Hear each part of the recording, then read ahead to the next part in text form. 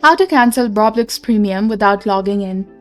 Hello everyone, this is Neha from Create, Login and Delete, and today in this video presentation I'll demonstrate how to cancel the Roblox Premium subscription without logging in. So it's a simple process, so follow along carefully.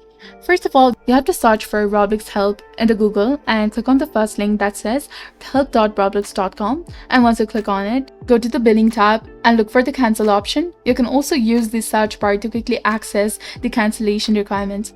If you can't log in, go to I'm not able to log into my account section and contact the customer support by clicking the blue link or visiting the Roblox support page.